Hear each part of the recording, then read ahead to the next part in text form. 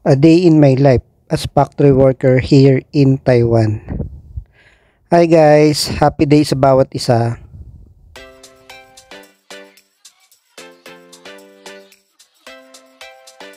Dito nga pala tayo guys sa Steakhouse Unlimited.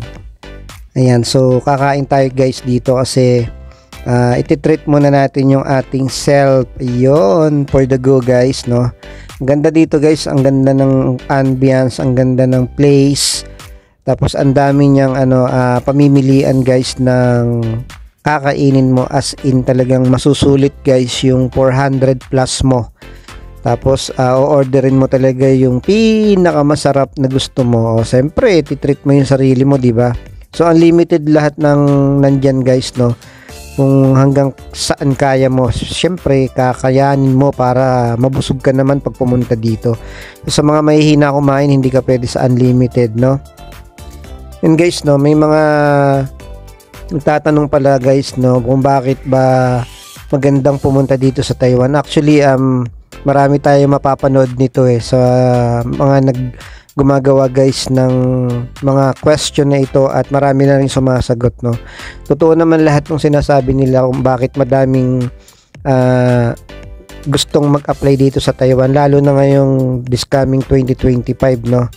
So actually taon-taon talaga guys, no, tumataas dito yung pinaka sahod or yung basic salary dito sa Taiwan. So yan yung pinakauna talaga guys, no, pinaka primary talaga guys na maganda dito sa Taiwan.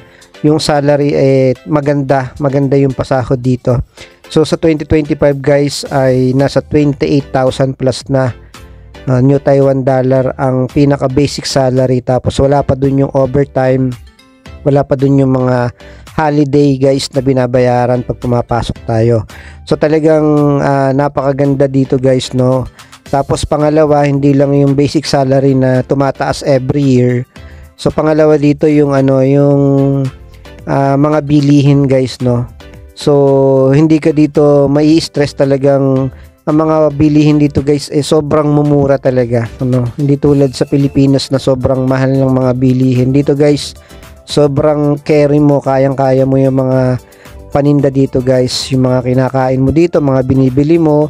Kung nagluluto ka sa dorm guys, ay sobrang makakatipid ka talaga kasi sobrang mura ng mga bilihin dito. So nagtataas din sila guys kahit papano pagka nagpapalit guys yung season. Tulad nito, paparating na yung winter season.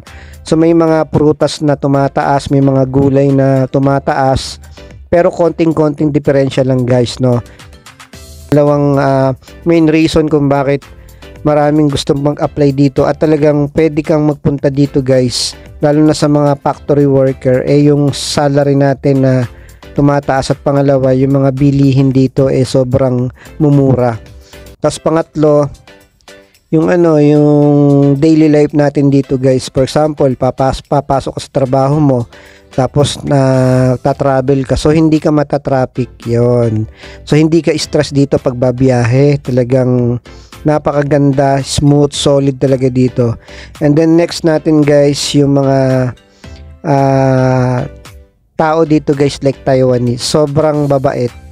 Tapos talagang hindi sila guys yung katulad sa Pilipinas na pag may naiwan kang gamit dito guys mawawala. Dito guys, no, naranasan ko na rin yung maibalik sa'yo yung cellphone mong nawala.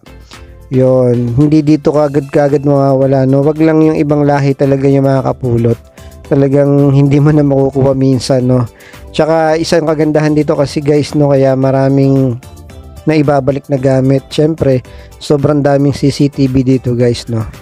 Talagang bawat sulok dito halos may CCTV, kaya safe na safe dito guys. Kahit maglakad ka ng madaling araw, sobrang hindi ka dito mapapahamak. So yun guys, no, maganda dito talaga sa Taiwan.